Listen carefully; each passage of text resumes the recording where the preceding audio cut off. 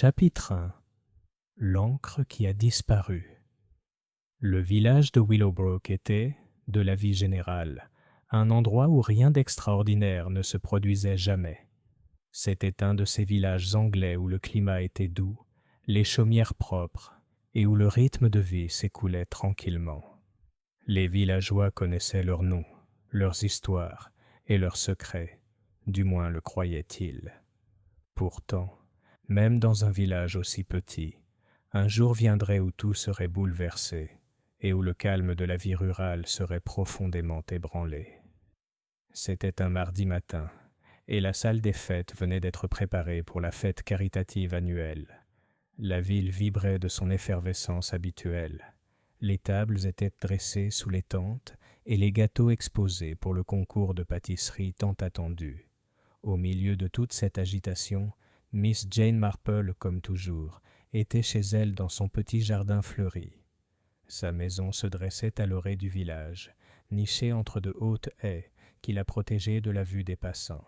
Miss Marple, une octogénaire pleine d'entrain, était connue pour ses observations discrètes et son goût pour le thé. Si beaucoup la prenaient pour une simple dame âgée ayant vécu depuis longtemps, ceux qui la connaissaient bien comprenaient la vivacité de son esprit. Un esprit qui avait vu bien plus de choses sur la nature humaine que la plupart ne voudraient jamais l'admettre. Sa paix fut troublée, comme souvent, par le son de la cloche de l'église, signalant l'arrivée de la tragédie du matin. « Je me demande ce que ça pourrait être cette fois », songea Miss Marple en sortant de son jardin et en s'engageant dans l'étroit chemin qui traversait le village. Elle n'était pas du genre à jaser, mais elle avait appris depuis longtemps que les ragots la suivaient, même lorsqu'elle préférait rester discrète.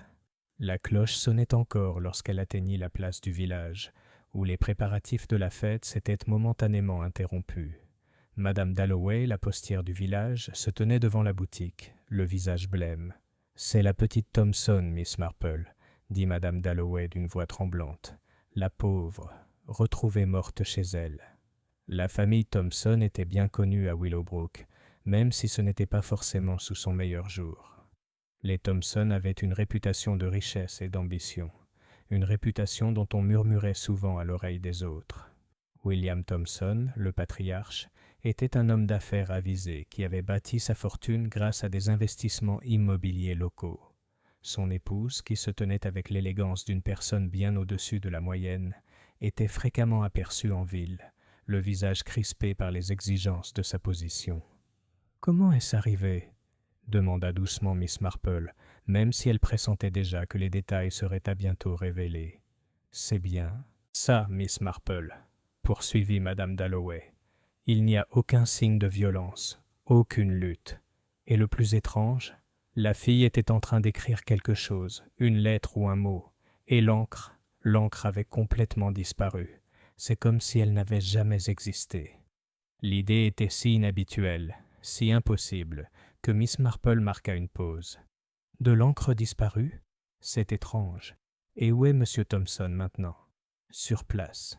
La police est déjà là, bien sûr. Mais vous savez comment ça se passe. Ils vont faire des allers-retours et tout sera réglé assez vite. » Miss Marple sourit d'un air entendu, ses pensées déjà en mouvement.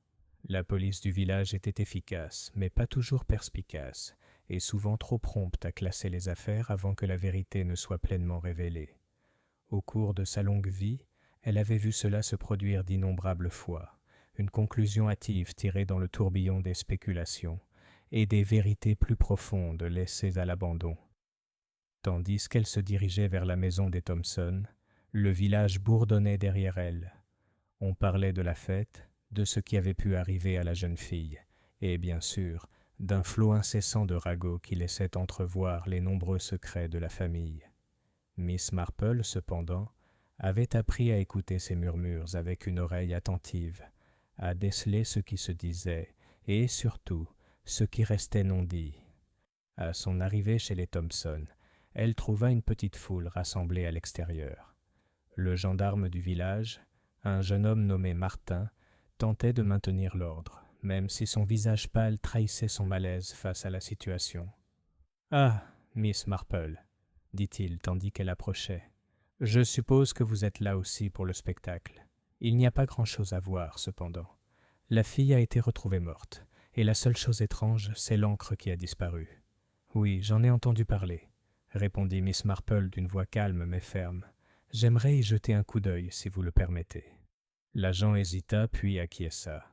Si vous le voulez bien, mademoiselle Marple, mais je suis sûr que la police réglera tout ça d'ici peu. La famille est un peu dans un sale état, mais je suis sûr que ce n'est qu'un terrible accident. Miss Marple sourit doucement, mais ne répondit pas. L'agent de police était peut-être convaincu qu'il s'agissait d'un simple accident, mais elle pensait déjà à autre chose. La disparition de l'encre n'était pas anodine. Non, quelque chose de plus sombre se tramait. À l'intérieur de la maison Thompson, l'atmosphère était lourde de tension. La pièce où la jeune femme avait été retrouvée était un modeste bureau, des papiers éparpillés sur le bureau. Mais ce n'était pas le désordre qui retint l'attention de Miss Marple. C'était l'odeur subtile, mais perceptible, de l'encre.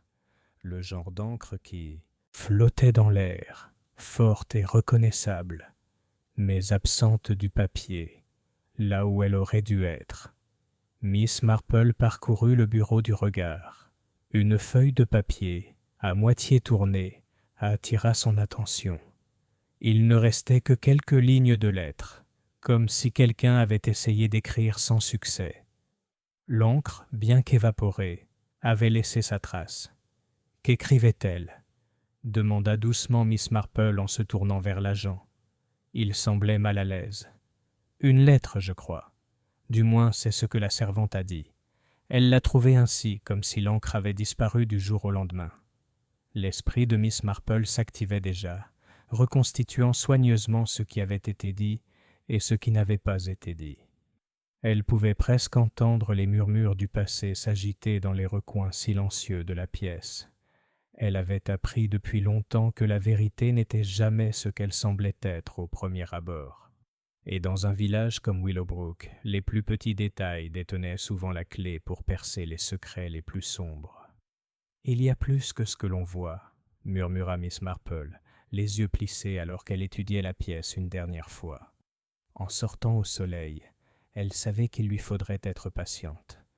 La réponse ne viendrait pas rapidement, et elle ne serait certainement pas évidente. Mais à chaque petit détail, Miss Marple trouverait le cœur du mystère, comme toujours.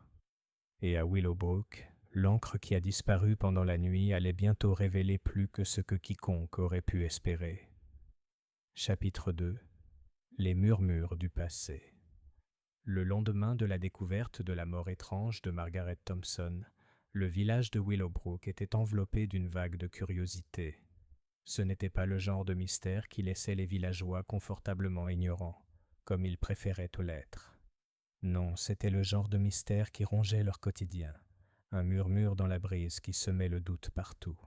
Miss Marple avait passé la nuit à ressasser les rares détails, se remémorant chaque conversation surprise et chaque scène dont elle avait été témoin.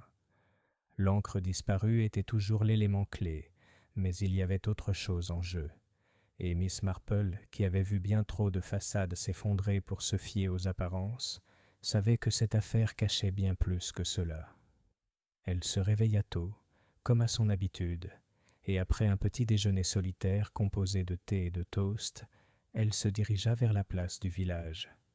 C'était plus calme que d'habitude, une vague de terreur planant dans l'air comme un brouillard. La plupart des habitants étaient debout depuis l'aube, échangeant des paroles chuchotées, jetant des coups d'œil par-dessus leur épaule, comme s'ils craignaient que l'air lui-même ne soit devenu dangereux. Alors que Miss Marple passait devant le bureau de poste, Madame Dalloway se précipita à sa rencontre, l'air plus tendu que la veille. Elle ne perdit pas de temps en plaisanteries.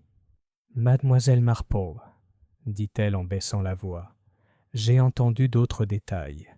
Des choses terribles, vous savez. Le gendarme, le jeune Martin, a parlé. Il y avait autre chose dans cette lettre. Quelque chose à propos de son père, William Thompson, vous savez, qui avait été pressé de quitter la ville juste avant la découverte du corps de la jeune fille.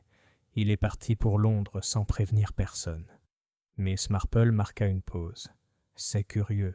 Et où est M. Thompson maintenant ? » « Parti. Il ne répond pas à sa porte. C'est terriblement étrange, Miss Marple. Quelque chose ne va pas chez moi, et je pense que ça ne va pas chez qui que ce soit d'autre. Je suis tout à fait d'accord, dit Miss Marple d'une voix calme. Mais il ne faut pas tirer de conclusions hâtives, Madame Dalloway. Gardons nos observations pour nous pour le moment. La femme hocha la tête, son regard se portant nerveusement vers les vitrines du bureau de poste. Je n'aime pas ça, Miss Marple. Je n'aime pas ça du tout. Le bureau du gendarme grouillait d'activité lorsque mademoiselle Marple arriva peu après. Elle avait prévu de parler à l'agent Martin, espérant qu'il pourrait éclaircir la situation. En entrant, elle remarqua quelques visages familiers, des villageois échangeant des paroles à voix basse, leurs regards se fixant sur la porte comme s'ils attendaient que quelqu'un entre et leur révèle les réponses. L'agent Martin, comme prévu, était à son bureau. Il écrivait quelque chose d'une main rapide, presque agitée. Lorsqu'il aperçut Miss Marple, il posa sa plume et lui adressa un sourire forcé. « Mademoiselle Marple, dit-il, ce n'est pas un bon jour pour Willowbrook, n'est-ce pas? Il se passe des choses étranges dans ce village. Mais je n'aurais jamais cru. » « Oui, vous avez eu un sacré choc, » interrompit gentiment Miss Marple, « mais je soupçonne qu'il y a plus que ce que l'on voit. Avez-vous appris quelque chose de nouveau? » Martin hésita un instant. « Il y a quelque chose dont je ne suis pas sûr, » dit-il à voix basse. La femme de chambre, celle qui a trouvé mademoiselle Thompson, dit qu'à son arrivée dans le bureau, l'encre avait disparu, mais il y avait des traces. Elle a remarqué quelque chose d'anormal sur le bureau. Miss Marple haussa un sourcil. « Vas-y. » Elle l'a décrit comme si l'encre avait été effacée, comme si elle n'avait jamais existé. Mais c'est impossible, n'est-ce pas? Pas sans laisser de traces. Miss Marple hocha la tête pensivement. En effet, l'encre ne disparaît pas sans laisser une trace. Et pourtant elle l'a fait. Mais ce n'est pas tout, poursuivit l'agent Martin. La jeune fille était impliquée dans quelque chose, Miss Marple. Ce n'était pas qu'une lettre. Elle rédigeait une liste. Sa femme de chambre l'a vue aussi. Avant son départ pour la matinée. Il y avait une liste de noms, mais la plupart étaient indéchiffrables. On aurait dit qu'elle avait consigné quelque chose d'important. « Une liste de noms ?» répéta Miss Marple, l'esprit s'emballant. « Quelqu'un a-t-il vu ces noms ?»« Non, » répondit Martin en secouant la tête. La servante a essayé de les comprendre, mais lorsqu'elle est retournée au bureau après avoir trouvé le corps, tout avait disparu. Il n'y avait aucune trace. C'est comme si elle était au milieu de quelque chose, mais que tout avait disparu avec elle. « Tout un mystère, » murmura Miss Marple. « Et le départ soudain de William Thompson. Tout le monde en parle. Il a pris le premier train pour Londres après avoir appris la mort de sa fille. Personne ne l'a revu depuis. Et aucun signe de la famille proche n'est apparu non plus. » Les yeux de Miss Marple se plissèrent. La disparition soudaine d'une liste, l'encre manquante et les agissements mystérieux de William Thompson étaient autant de pièces d'un puzzle qui ne s'assemblait pas encore. Mais une logique se dessinait, et Miss Marple commençait à soupçonner que la clé du mystère ne résidait pas dans les personnes directement impliquées, mais dans les histoires cachées qu'ils avaient si désespérément tenté d'effacer. « Eh bien, constable, » dit-elle en se levant, « je crois que je vais retourner chez les Thompson. Il y a peut-être quelque chose qui nous a échappé. Voyez-vous, quand l'encre disparaît, ce qui reste est parfois encore plus révélateur. » En quittant le bureau, Miss Marple sentit le regard du village se poser sur elle. Tous les villageois l'observaient maintenant, leur curiosité voilée par les masques de normalité qu'ils arboraient. La fête du village était toujours prévue pour le lendemain, même s'il était difficile d'imaginer qui que ce soit s'amuser au milieu du nuage noir qui planait sur la place.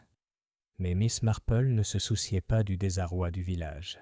Elle pensait à la liste, à l'encre disparue et au secret que William Thompson, dans son départ précipité, avait laissé derrière lui.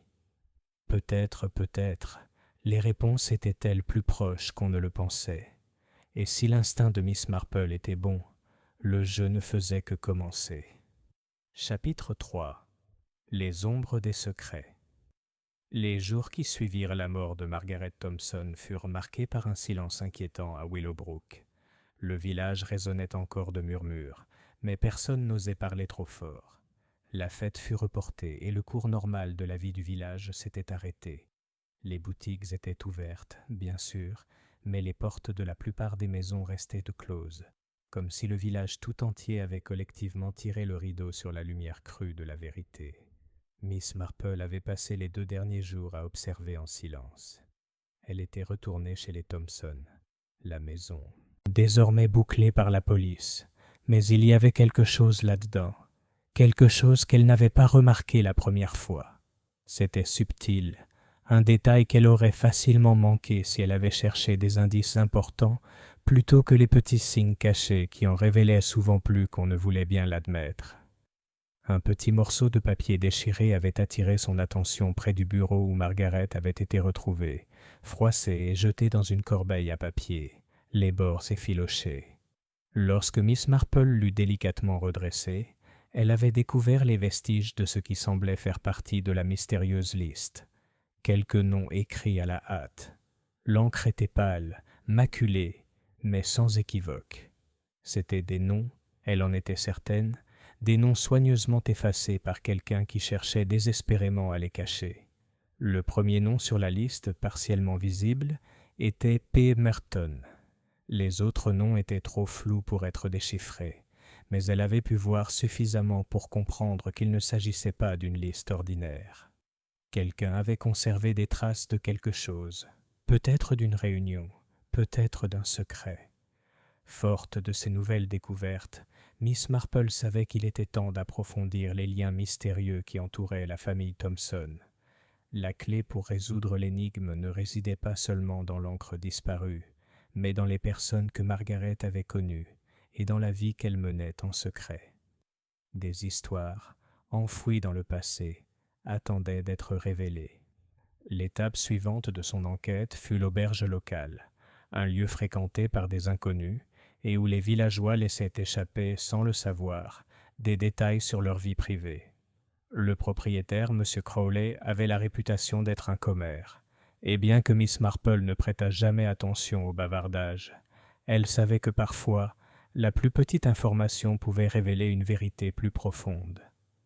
En entrant dans la salle à manger basse de plafond de l'auberge, l'odeur du thé fraîchement infusé emplissait l'air. Quelques clients étaient dispersés aux tables. Certains agriculteurs discutaient des récoltes, d'autres lisaient le journal du matin.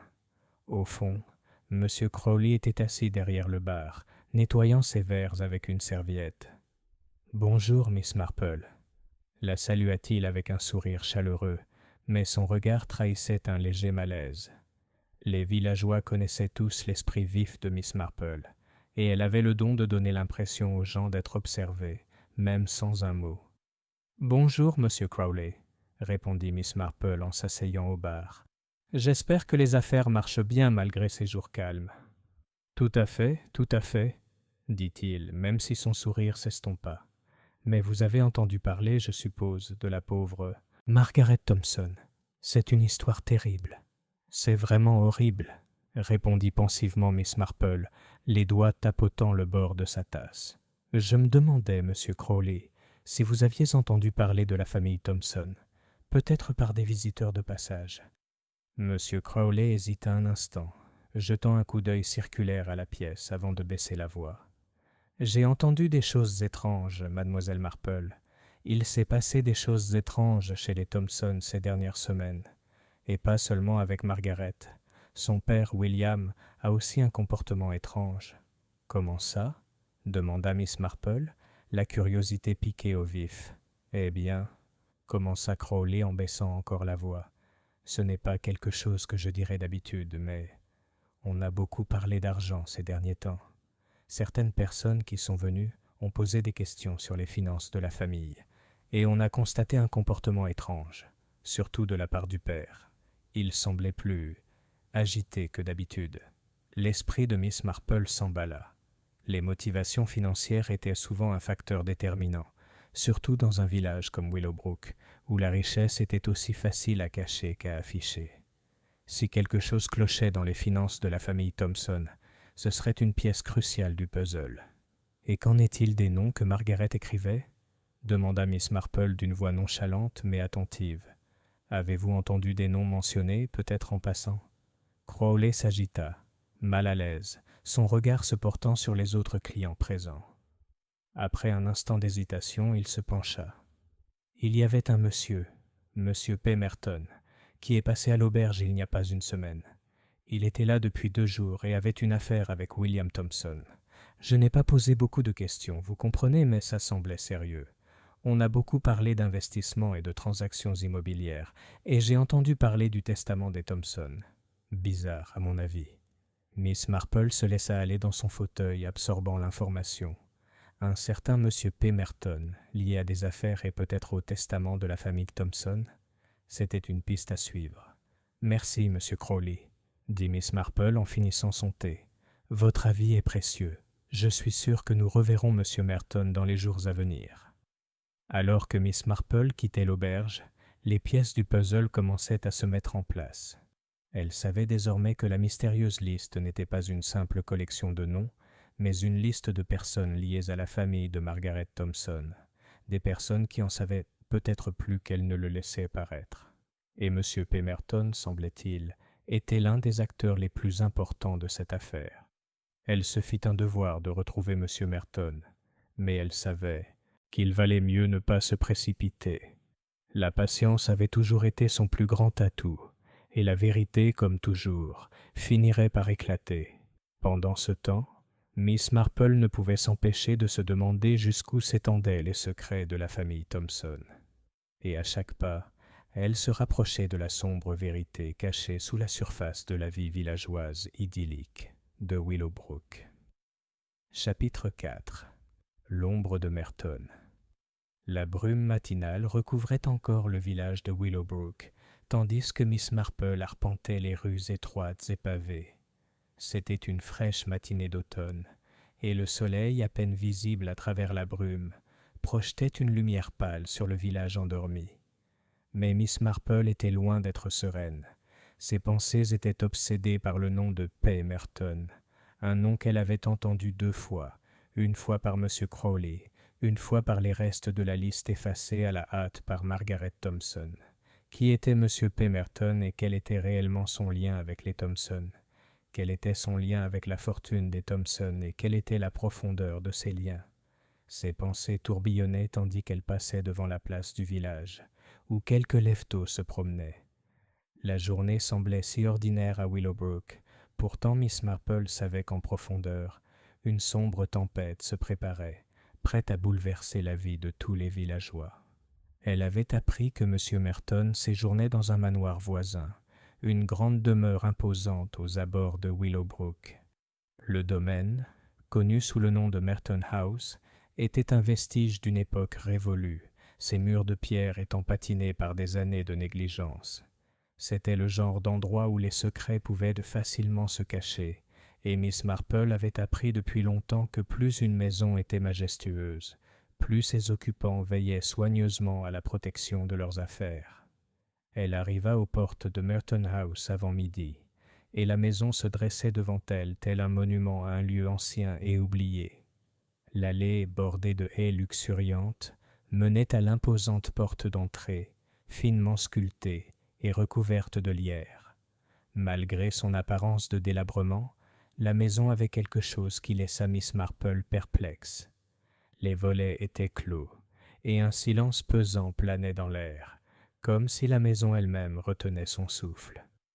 La grille était entr'ouverte, et Miss Marple, avec un léger signe de tête, la poussa et remonta le chemin. Elle ne doutait pas que M. Merton serait là, et peut-être, lui fournirait-il la pièce manquante du puzzle. Elle frappa à la porte, et après une courte attente, une servante lui répondit, l'air poli, mais lasse. « Bonjour, mademoiselle », dit le serviteur en regardant Miss Marple avec une légère surprise. « Puis-je vous aider ?»« Je suis ici pour voir M. Pemberton », répondit Miss Marple avec un sourire, chaleureux mais ferme. « J'ai bien peur que ce soit urgent. » Le domestique hésita avant de s'écarter. « Monsieur Merton est chez lui, mais il est occupé avec quelque chose d'important. Soyez bref. »« Bien sûr, » dit Miss Marple en entrant et en suivant la servante dans le grand couloir. La maison était aussi imposante à l'intérieur qu'à l'extérieur. Boiseries sombres, meubles anciens et portraits d'ancêtres disparus sur les murs. L'endroit était lourd, comme si les années avaient laissé leur empreinte sur lui et sur ses habitants. Le domestique conduisit Miss Marple dans un petit bureau au fond de la maison, où M. Merton était assis derrière un grand bureau. Il leva les yeux à son entrée, l'air neutre mais attentif. « Miss Marple, je suppose, » dit-il en se levant. C'était un homme d'une cinquantaine d'années, aux cheveux grisonnants et au regard perçant et calculateur. Son costume, bien que déjà ancien, était impeccablement coupé. Il y avait quelque chose chez lui qui laissait penser à Miss Marple qu'il avait été habitué au pouvoir et à l'influence, sans jamais vraiment s'y sentir à l'aise. « Monsieur Merton, » dit Miss Marple en s'asseyant sans attendre qu'on l'invite. « J'espère ne pas vous déranger. Je suis simplement ici pour vous poser quelques questions, si vous voulez bien. » Il haussa un sourcil, visiblement intrigué, mais pas totalement surpris. « Des questions ? Je crains de ne pas avoir l'habitude de recevoir des visiteurs, surtout des inconnus. » Miss Marple sourit gentiment. « Je vous assure, monsieur Merton, que je ne suis pas là pour vous déranger. J'enquête simplement sur la mort de Miss Margaret Thompson. Il semble que quelques détails restent à éclaircir. » À l'évocation du nom de Margaret, Merton se raidit imperceptiblement, et Miss Marple remarqua une brève lueur dans ses yeux. Peut-être du malaise, ou de la culpabilité. C'était subtil, mais c'était bien là. « Je vois, » dit Merton d'un ton plus froid. « Je ne savais pas que j'étais impliqué dans la mort de mademoiselle Thompson. Je la connaissais à peine. »« C'est peut-être vrai, » répondit Miss Marple, « mais j'ai cru comprendre que vous aviez des relations d'affaires avec son père, William Thompson. » Un silence s'installa entre eux. Merton plissa les yeux et se renversa dans son fauteuil, les bras croisés. « William Thompson est un homme d'affaires, rien de plus. Mes échanges avec lui étaient strictement professionnels. » Miss Marple l'observa attentivement. « Bien sûr, mais j'ai cru comprendre que vous aviez eu affaire à lui récemment, concernant ses biens et peut-être son testament. » Merton ne broncha pas, mais Miss Marple vit les muscles de sa mâchoire se contracter. « Qu'est-ce qui te fait penser ça ? » « J'ai mes habitudes, » répondit doucement Miss Marple, « mais je trouve curieux qu'un homme de votre rang puisse être lié aux Thompson, compte tenu des rumeurs qui courent sur leur famille depuis des années. Et je crois que vous et M. Thompson étiez très proches, sinon en affaires, du moins dans d'autres domaines. » Un instant, le silence régna. L'expression de Merton resta indéchiffrable, mais Miss Marple voyait qu'elle avait touché une corde sensible. L'évocation d'une relation étroite l'avait déstabilisée. « Je ne comprends pas ce que vous insinuez, mademoiselle Marple, » dit Merton d'une voix froide. « Je n'ai jamais eu de relation étroite avec William Thompson, et je ne m'intéresse pas à ses affaires familiales. Je vous suggère de laisser la police s'en occuper. »« Bien sûr, » dit doucement Miss Marple en se levant. « Mais je pense, monsieur Merton, que vous avez peut-être été un peu trop hâtif dans votre évaluation de la situation. Il y a peut-être des choses que vous ne comprenez pas encore sur la famille Thompson, et j'ai le sentiment que vous serez bientôt en mesure d'en apprendre davantage. » Les yeux de Merton brillèrent d'irritation, mais il ne dit rien tandis que Miss Marple se retournait pour partir.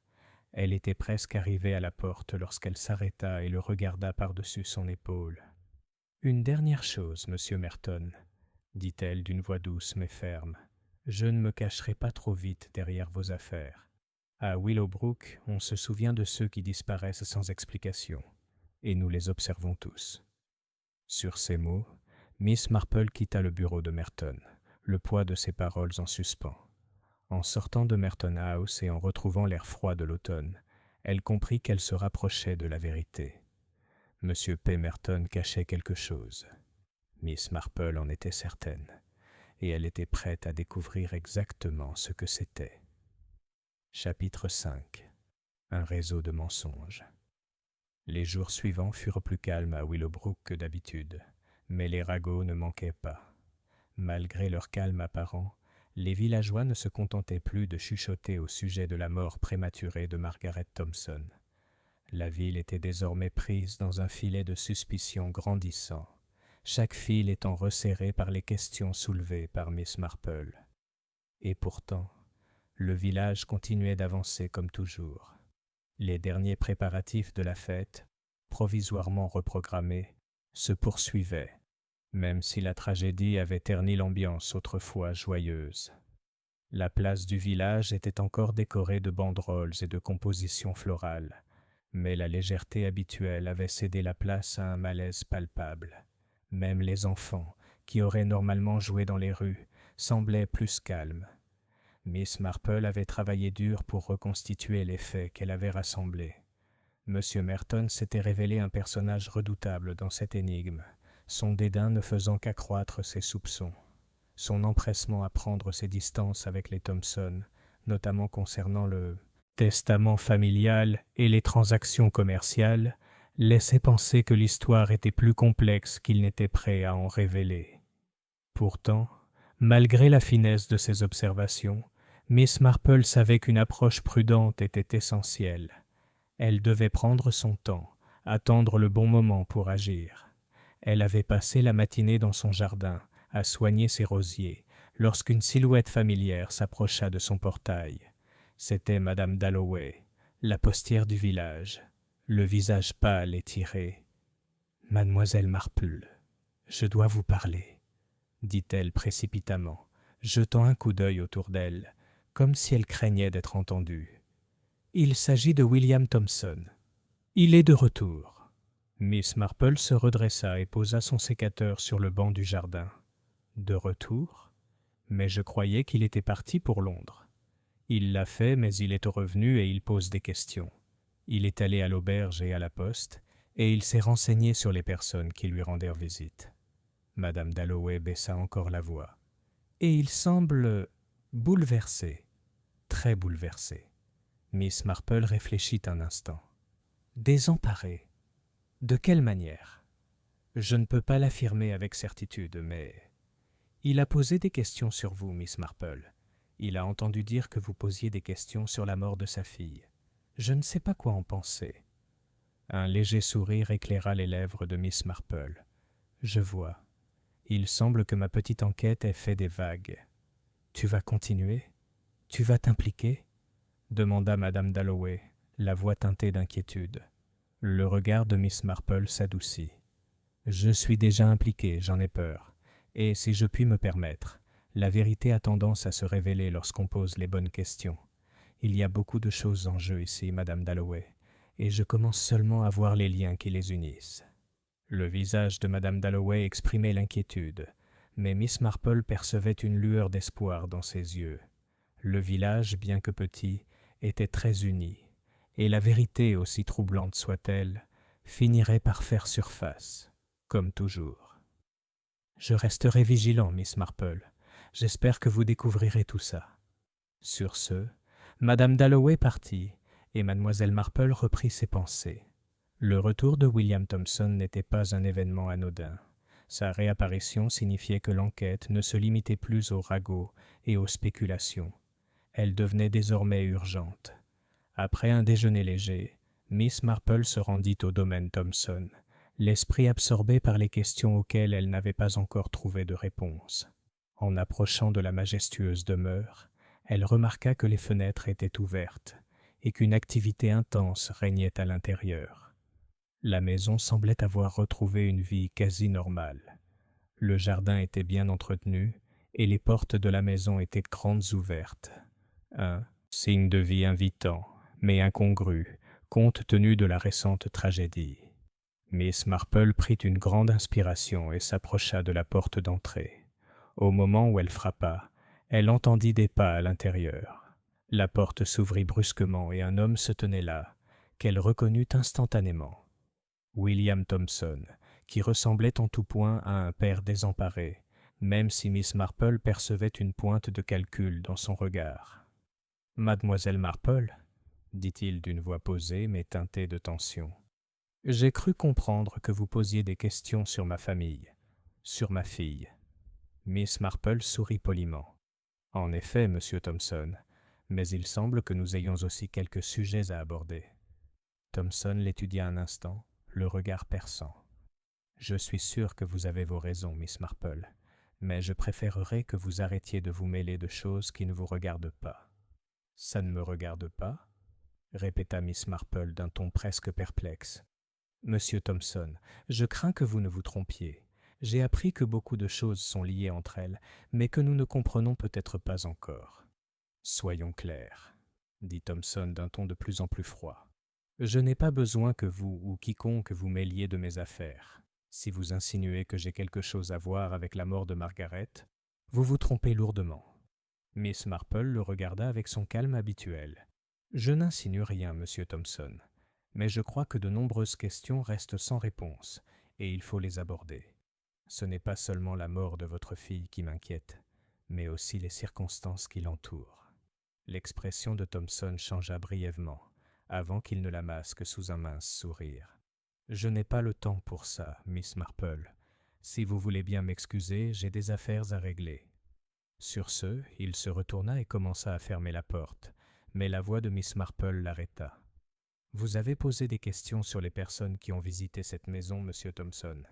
Je vous conseille de faire attention à qui vous faites confiance, car il y a des gens ici qui en savent plus qu'ils ne le laissent qu'apparaître. La main de Thompson se figea sur la poignée de la porte. Pendant un bref instant, il hésita. « Que voulez-vous dire ?» Le regard de Miss Marple ne vacillait pas. « Je veux dire, les secrets ne restent pas cachés éternellement, monsieur Thompson. Et lorsqu'ils sont révélés, ils ont tendance à en révéler plus qu'on ne l'imagine. » Sur ce, elle se retourna et s'éloigna, laissant William Thompson debout sur le seuil, le visage imprégné de colère et de suspicion. Tandis qu'elle avançait dans la longue allée, Miss Marple sentit le poids du mystère s'alourdir. Le comportement de William Thompson était passé de froid à défensif, ce qui signifiait une chose: les murs se refermaient. Miss Marple savait qu'elle était plus proche de la vérité que jamais. Mais la question demeurait: la vérité était-elle vraiment ce qu'il cherchait à découvrir, ou certains secrets resteraient-ils enfouis à jamais? Chapitre 6. Une toile emmêlée. L'air du soir était lourd de promesses de changement.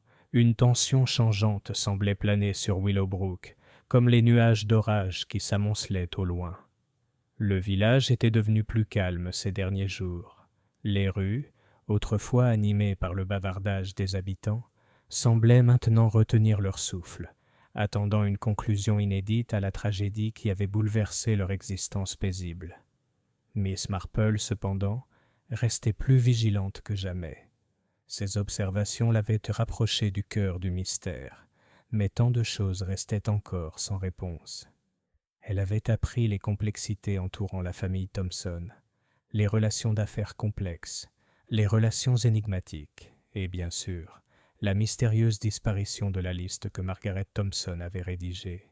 Mais l'énigme la plus déroutante de toutes restait William Thompson lui-même. Il était la clé de tout, et pourtant, il jouait son rôle dans ce mystère avec une habileté déconcertante. Miss Marple passa la journée à son bureau, épluchant les informations qu'elle avait recueillies. Elle avait discuté avec plusieurs villageois qui lui avaient chacun fourni des bribes d'informations, de petits fragments qui, une fois rassemblés, commençaient à former une image. Mais une chose lui échappait encore: le véritable mobile de la mort de Margaret. Était-ce une simple question d'argent ou une raison plus complexe, plus personnelle, à sa disparition prématurée? Ce n'est que le soir que Miss Marple reçut la révélation tant attendue. Mrs. Dalloway, la postière toujours curieuse, apparut à sa porte, le visage rouge d'excitation. Miss Marple la fit entrer, son esprit explorant déjà toutes les possibilités. « Mademoiselle Marple, » dit Madame Dalloway essoufflée, « je reviens de l'auberge. J'ai entendu quelque chose à propos de la famille Thompson, et je pense que c'est important. » Miss Marple haussa un sourcil.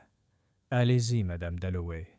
Qu'avez-vous entendu ? » Je discutais avec un habitué du village, un homme qui y habite depuis un certain temps. Ce n'est pas un habitant du coin, mais il y passe régulièrement. Il a eu une conversation avec M. Merton, celui dont vous avez parlé. C'était une simple conversation, mais j'ai entendu quelques petites choses. Miss Marple se pencha en avant, la curiosité piquée. Qu'avez-vous entendu, Monsieur Merton? Madame Dalloway hésita, pesant visiblement ses mots. Lui et Monsieur Thompson avaient dit plus que de simples relations d'affaires. Il y a autre chose. Quelque chose de plus sombre, mademoiselle Marple. Je ne sais pas exactement ce que c'est, mais ils se disputaient à propos d'un marché. Quelque chose concernant l'héritage de Margaret. L'esprit de Miss Marple s'emballa aussitôt. L'héritage de Margaret? Oui. Il semble que Margaret devait hériter d'une part considérable de la succession des Thompson, et d'après ce que j'ai entendu, M. Merton aurait participé à l'obtention de sa signature sur certains documents. Je ne sais pas exactement de quoi il s'agissait, mais il était question d'un accord compliqué. Miss Marple se leva, les yeux plissés par la réflexion. Un accord compliqué. Cela suggère bien plus qu'un simple accord commercial. Qu'avez-vous entendu d'autre? Eh bien, cette partie était plus difficile à déchiffrer, mais j'ai compris que William Thompson était lui aussi très impliqué dans cet arrangement. On parle d'une grosse somme d'argent et d'un mariage potentiel, même si on ne sait pas avec qui. Il semble qu'on ait placé sur Margaret des attentes qu'elle n'était peut-être pas prête à satisfaire. Des attentes, murmura Miss Marple. De quelle nature? Madame Dalloway regarda autour d'elle, comme pour s'assurer que personne n'écoutait. Je crois que Margaret était censée épouser quelqu'un, Miss Marple. Un homme riche, peut-être quelqu'un d'extérieur au village. Mais je ne pense pas qu'elle ait été ravie. Je pense qu'il se passait plus de choses que ce qu'on nous a dit. Miss Marple ressentit un pincement au cœur. Un mariage arrangé pour l'argent, dit-elle doucement. Cela expliquerait bien des choses. Oui, dit Madame Dalloway en hochant vigoureusement la tête. J'en suis sûre. Mais le plus troublant, c'est qu'il y a de fortes chances que Margaret ait prévu de modifier son testament. Elle avait rendez-vous avec quelqu'un la veille de sa mort. Quelqu'un que je n'ai pas pu identifier. Tout ce que je sais, c'est que ce n'était ni M. Merton, ni son père. Le cœur de Miss Marple s'emballa. Une rencontre secrète, une possible modification du testament de Margaret, un mariage forcé. Les pièces du puzzle se mettaient en place. Mais il manquait encore une pièce. M. Merton et M. Thompson se sont-ils disputés à propos de cet héritage? Demanda Miss Marple. Oh oui, dit Madame Dalloway avec un rire nerveux. Ils ne l'ont pas bien caché. J'en ai entendu assez pour savoir que M. Merton était furieux. Il voulait quelque chose, et M. Thompson refusait de le lui donner. Je ne sais pas exactement ce que c'était, mais je sais que cela concernait la part de Margaret dans la fortune familiale. Ils voulaient tous deux absolument obtenir sa signature, mais je ne pense pas qu'ils l'aient jamais obtenue. Miss Marple traversait lentement la pièce, l'esprit s'emballant en pensant aux implications. Il semble que Margaret Thompson ait été prise au milieu d'un jeu complexe. Et maintenant, elle est morte. Mais la question demeure, et qui a le plus à gagner de sa mort? Madame Dalloway regarda Mademoiselle Marple, l'inquiétude se lisant sur son visage. Êtes-vous en train de dire que quelqu'un au village l'a tuée pour de l'argent? Je n'en suis pas encore sûre, dit doucement Miss Marple, mais je soupçonne que la réponse se trouve dans son testament et dans les accords commerciaux conclus en secret. La mort de Margaret Thompson n'est pas un accident, Madame Dalloway. C'est un coup soigneusement calculé dans un jeu bien plus vaste. Il y eut un silence avant que Madame Dalloway ne reprenne la parole. Que pensez-vous que nous devrions faire ensuite, Miss Marple? Il faut en savoir plus sur la rencontre que Margaret a eue la veille de sa mort, et il faut savoir qui était impliqué dans ces accords compliqués. Quelqu'un dans ce village en sait plus qu'il ne le laisse que paraître, et je suis prêt à parier que leur silence cache la vérité. Miss Marple se tourna vers la fenêtre, fixant la lumière tamisée. L'orage se rapprochait, au sens propre comme au sens figuré. Elle savait que plus elle se rapprocherait de la vérité, plus les choses deviendraient dangereuses. Mais Miss Marple n'avait jamais reculé devant le danger. Plus elle creusait dans l'écheveau de mensonges entourant la famille Thompson, plus elle comprenait. Il n'y avait plus de retour en arrière possible.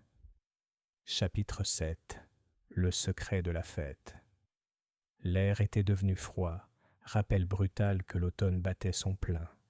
Les feuilles voletaient, comme des secrets murmurés autour de Willowbrook, Mais les événements qui se déroulaient dans le village n'avaient rien de silencieux. L'enquête de Miss Marple devenait chaque jour plus intense, plus pressante. Chaque découverte soulevait de nouvelles questions, et chacune semblait mener à un mystère plus profond. La fête devait avoir lieu le lendemain, l'air encore lourd de préparatifs, mais elle ressemblait désormais moins à une célébration qu'à un rassemblement où la vérité pourrait être révélée, ou cachée plus profondément, selon qui avait le plus à gagner. Miss Marple avait passé la matinée à relire ses notes. Elle avait parlé à quelques villageois supplémentaires, recueilli des bribes d'informations, mais rien ne lui avait encore apporté la percée nécessaire. Les liens complexes entre l'héritage de Margaret Thompson, son possible mariage et la rencontre énigmatique qu'elle avait eue la veille de sa mort demeuraient encore entourés de mystères. Mais alors qu'elle commençait à envisager la possibilité d'une confrontation plus directe, la visite d'une source inattendue a tout changé. Il était tard dans l'après-midi quand on frappa à la porte. Miss Marple somnolait doucement près du feu lorsqu'elle entendit le bruit. Elle se leva de son fauteuil et ouvrit la porte. L'agent Martin se tenait sur le pas de sa porte, le visage sombre. « Bonsoir, Miss Marple », dit-il en jetant un coup d'œil autour de lui comme pour s'assurer que personne ne le regardait. « J'ai quelque chose à vous montrer, quelque chose qui pourrait vous aider dans votre enquête. » Miss Marple haussa un sourcil. « Qu'y a-t-il, agent ?» Martin entra, les sourcils froncés, signe que l'affaire était sérieuse. « J'ai parcouru quelques papiers de la succession Thompson, sous couvert d'une enquête de routine. Je n'étais pas censé le faire, mais, eh bien, vous aviez raison sur beaucoup de points, mademoiselle Marple, et j'ai pensé que le jeu en valait la chandelle. » Miss Marple lui fit signe de poursuivre. Elle soupçonnait depuis longtemps que l'enthousiasme du policier pour l'affaire était plus qu'une simple curiosité professionnelle. Son enthousiasme juvénile, bien que sincère, l'avait conduit à aborder des aspects de l'enquête que d'autres avaient été négligés. « J'ai trouvé quelque chose », dit Martin en sortant une petite enveloppe de la poche de son manteau. Elle était cachée dans un tiroir du bureau de M. Thompson. « C'est une lettre, mademoiselle Marple, et je pense qu'elle est importante. » L'enveloppe était simple, mais en la tenant dans ses mains, Miss Marple ressentit une certaine impatience.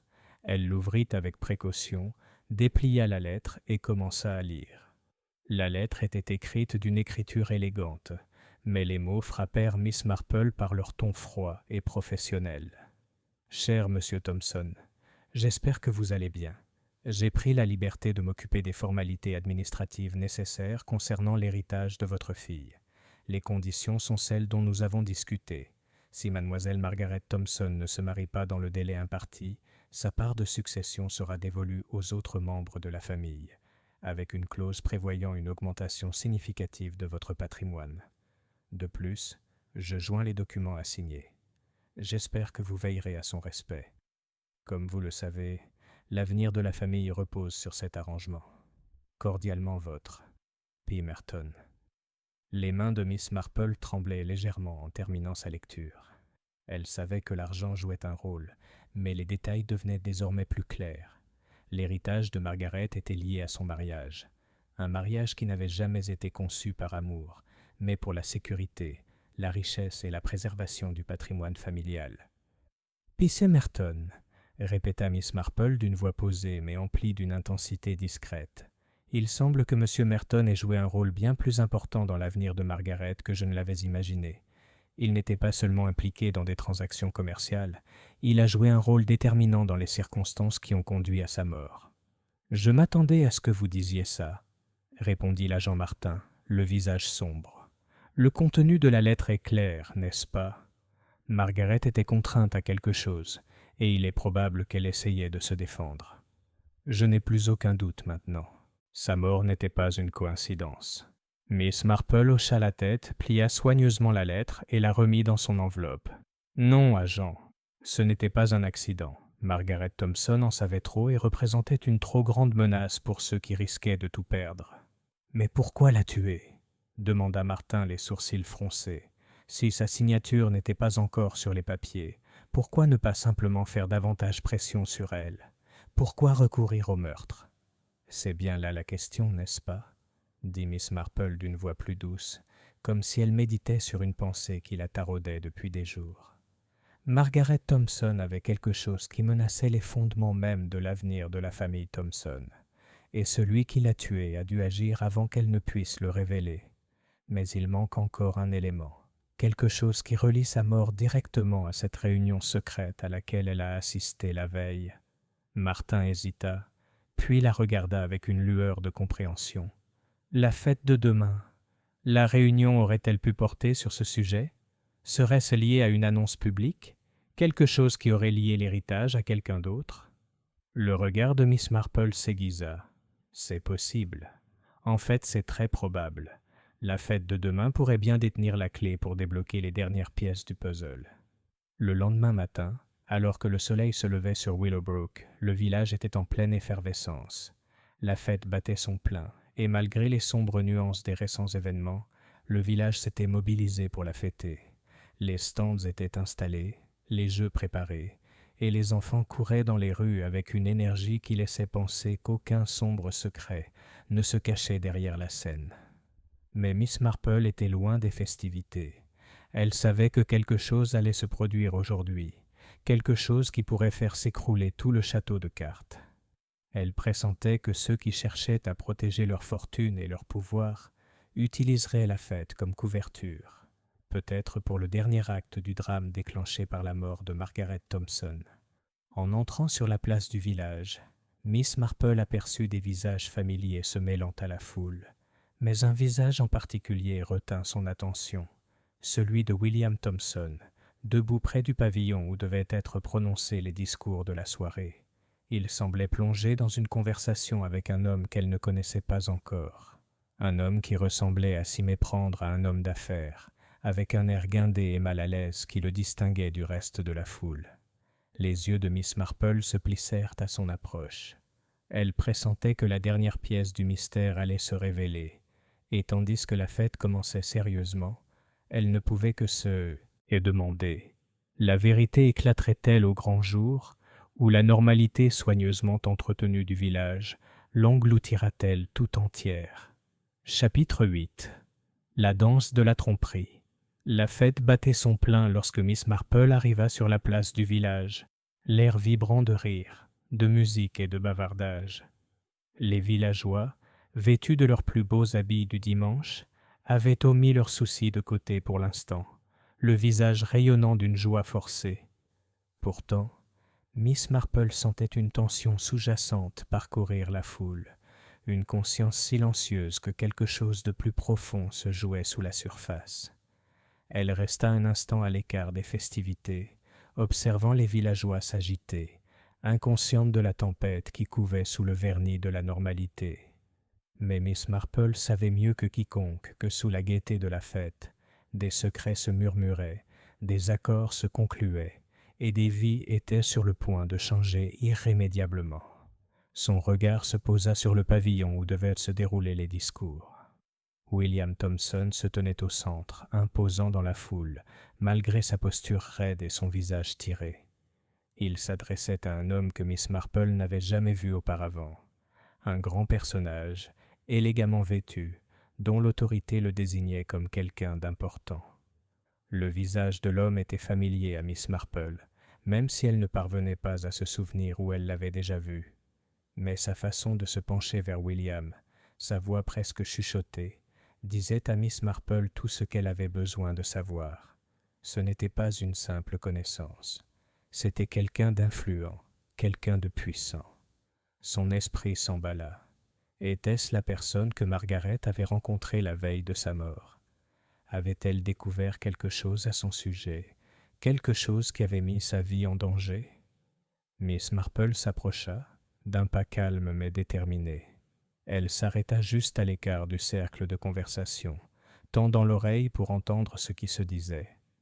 Le vent emportait des bribes de paroles, mais pas suffisamment pour qu'elle puisse saisir l'intégralité de la conversation. Pourtant, elle n'avait pas besoin de tout entendre. L'expression de William Thompson lui en disait long. C'était le visage d'un homme pris au piège, un homme dont le monde, soigneusement construit, était sur le point de s'écrouler. Tandis que Miss Marple continuait d'observer, elle sentit un léger contact sur son bras. Elle se retourna et vit madame Dalloway debout à côté d'elle, le visage pâle et anxieux.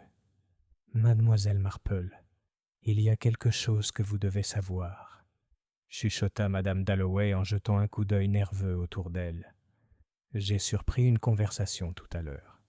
Un villageois, un certain monsieur Wills, parlait des projets de monsieur Thompson pour aujourd'hui. Il semble qu'il y ait une annonce publique, ici même, à la fête.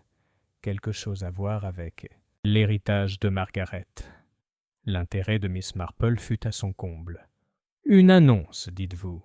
Quel genre d'annonce? » « Je n'en suis pas sûr, mademoiselle Marple, mais à en juger par la façon dont M. Wills s'exprimait, il semblerait que M. Thompson ait l'intention de révéler quelque chose au sujet de l'héritage.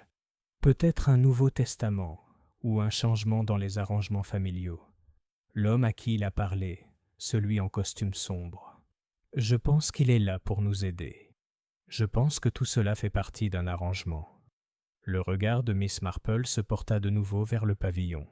L'homme en costume sombre, celui qui avait parlé à William Thompson, était toujours là, la posture figée, poursuivant sa conversation avec Thompson.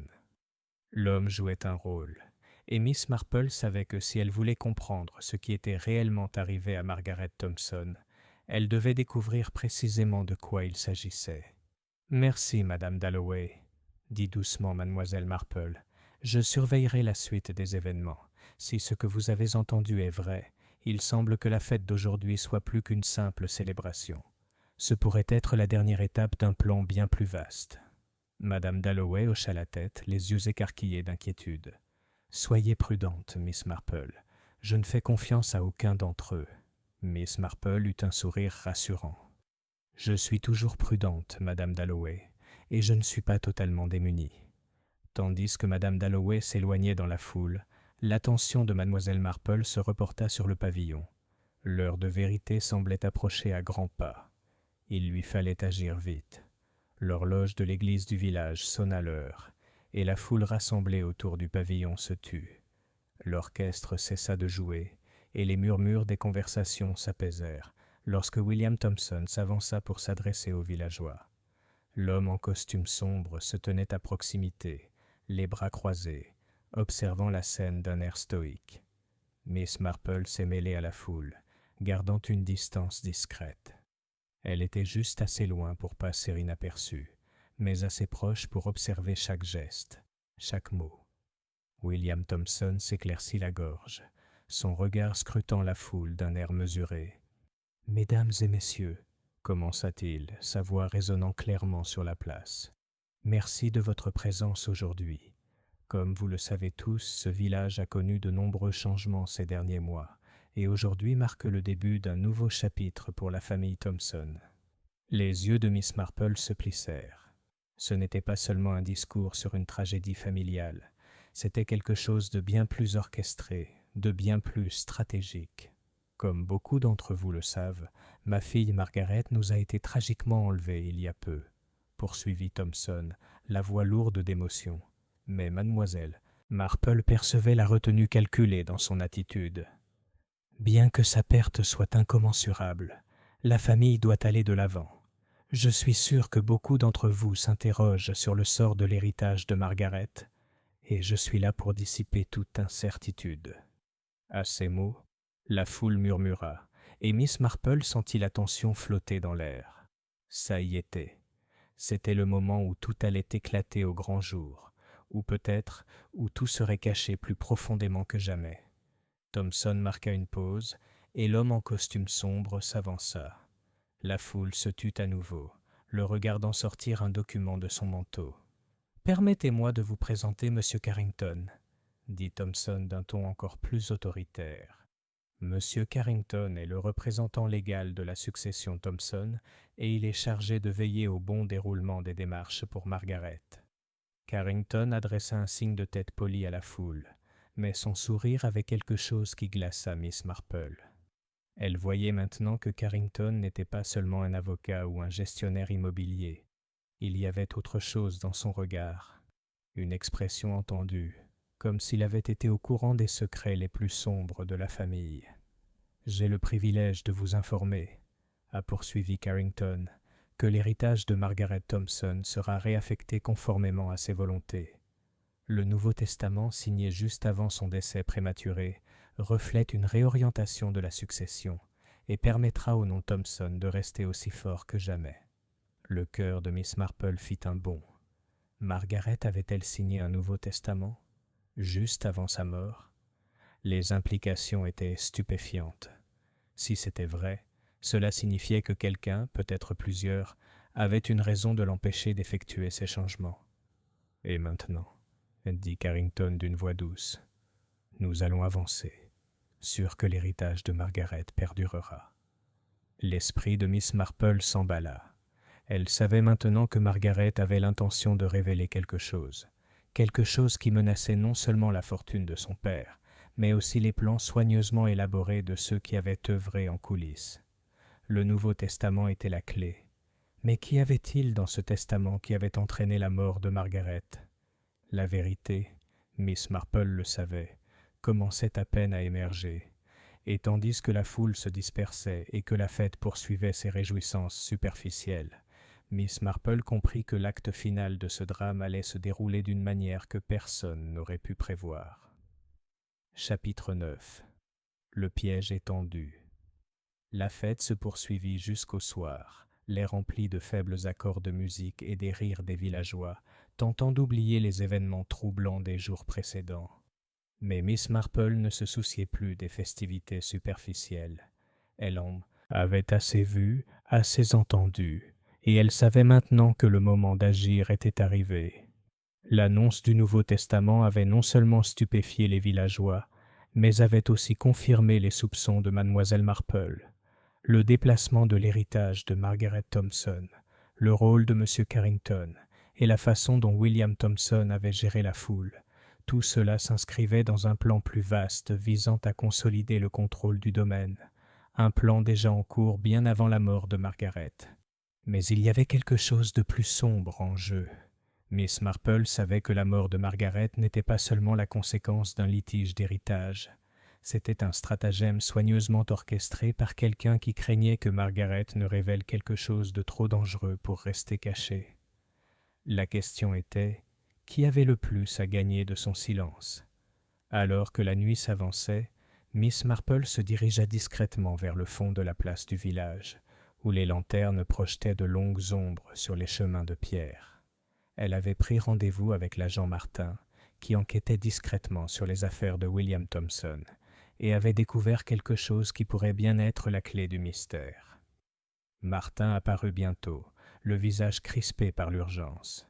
Miss Marple lui fit signe de la rejoindre, et ils se dirigèrent vers un coin tranquille, à l'écart de la foule. « Mademoiselle Marple, je crois avoir trouvé quelque chose d'important, » murmura Martin en jetant un coup d'œil par-dessus son épaule pour s'assurer qu'il n'était pas entendu. « J'ai réussi à consulter les registres commerciaux de la succession Thompson. Il y a une série de transactions des derniers mois qui ne concordent pas. D'importantes sommes d'argent ont été transférées, de l'argent qui semble lié à M. Carrington. Et ce n'est pas tout. J'ai trouvé une série de correspondances entre Carrington et des investisseurs londoniens. Ils préparent quelque chose d'important, mademoiselle Marple, quelque chose qui pourrait bouleverser toute la structure de la succession. » Le cœur de Miss Marple s'emballa. « Un marché secret, peut-être ?»« On dirait bien, » confirma Martin. « Mais il y a un problème. Je n'ai pas réussi à déterminer l'implication réelle de Carrington dans toute cette affaire. Il n'est pas qu'un simple représentant légal, mademoiselle Marple. Il y a quelque chose de plus chez lui. Je pense qu'il manipule les Thompson depuis des années, et maintenant que Margaret est partie, il passe à l'acte. » Miss Marple hocha la tête, réfléchissant aux implications de ce que Martin venait de révéler. Alors Carrington est le cerveau derrière tout ça, pas seulement un exécuteur testamentaire? « Ça commence à y ressembler, » dit Martin. « Mais il me reste encore beaucoup à découvrir. J'ai travaillé en secret, mais je crains que le temps ne soit compté. Si Carrington obtient gain de cause, la succession sera entièrement sous son contrôle et tout sera étouffé. La vérité sur la mort de Margaret sera perdue à jamais. Miss Marple resta silencieuse un moment, réfléchissant à leurs options. « Nous n'avons pas beaucoup de temps alors, » dit-elle doucement. « Je crois que la réponse se trouve dans la rencontre que Margaret a eue la veille de sa mort. C'est là que les véritables intentions de Carrington ont été révélées. Nous devons découvrir qui Margaret a rencontré et ce qu'ils ont dit. » Martin hocha la tête. « J'ai un contact qui pourrait savoir quelque chose. Il est sur le domaine depuis des années et il en a vu plus qu'il ne le laisse paraître. Si on arrive à le faire parler, il pourrait avoir les informations dont nous avons besoin. » Miss Marple réfléchissait déjà à toutes les possibilités. « Arrange-toi pour le rencontrer, mais sois prudente. On ne sait pas qui nous observe. » Martin hésita, puis hocha la tête, le visage déterminé. « Je te retrouve à l'auberge demain matin, à la première heure. J'aurai plus d'informations d'ici là. » Alors qu'il se retournait pour partir, Miss Marple resta immobile dans l'ombre de la place du village, observant les festivités se dérouler avec une sourde appréhension. Elle savait que c'était le calme avant la tempête. Tout était en place, mais le piège n'était pas encore tendu.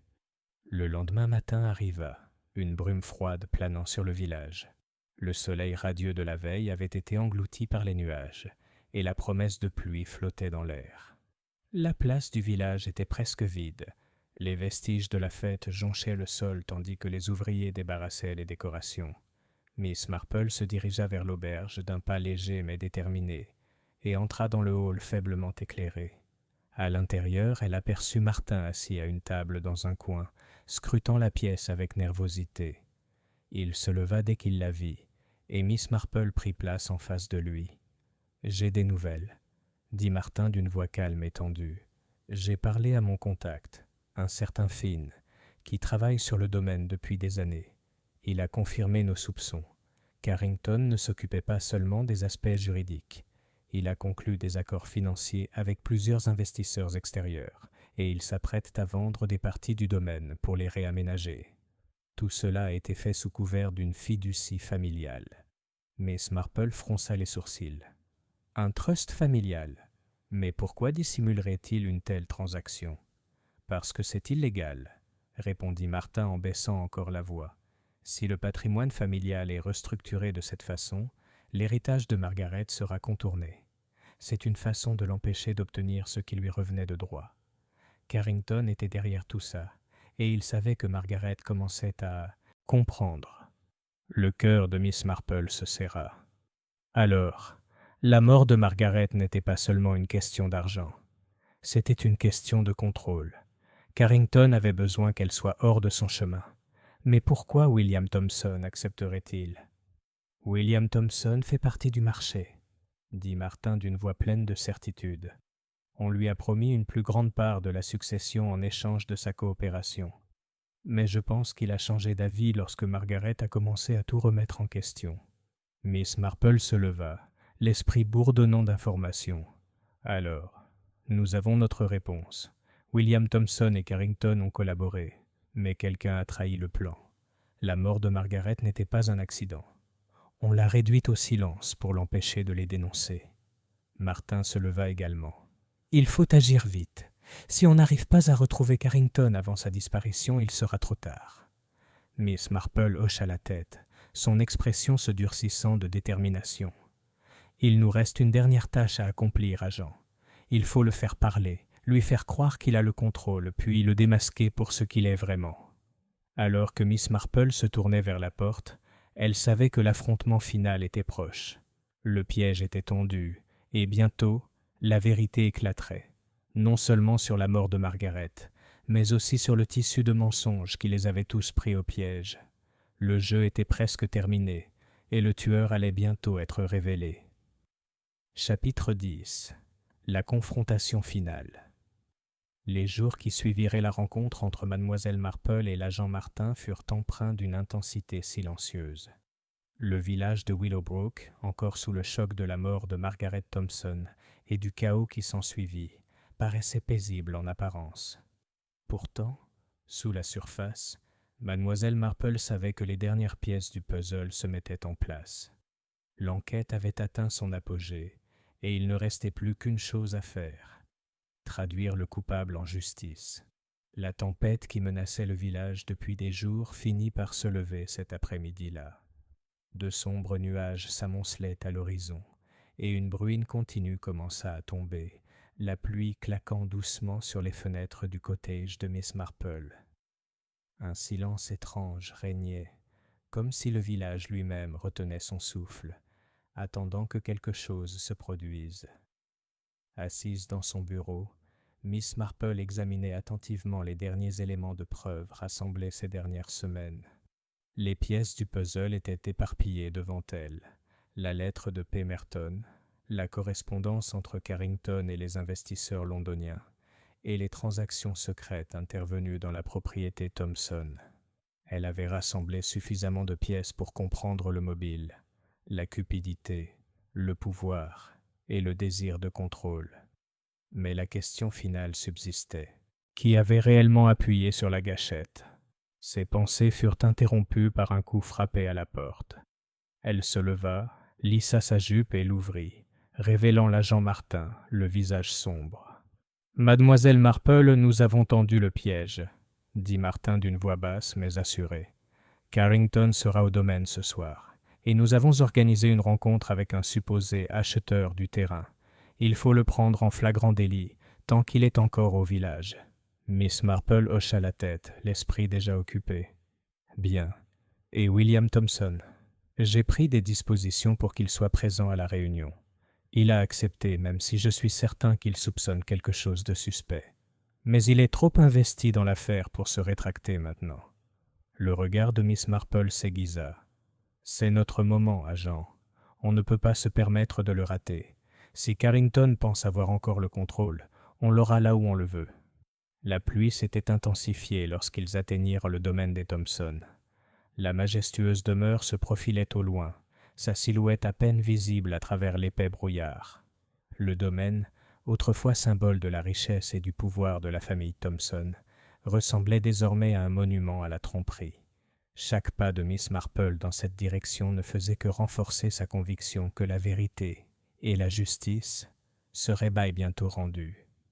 À l'intérieur du domaine, l'atmosphère était tendue.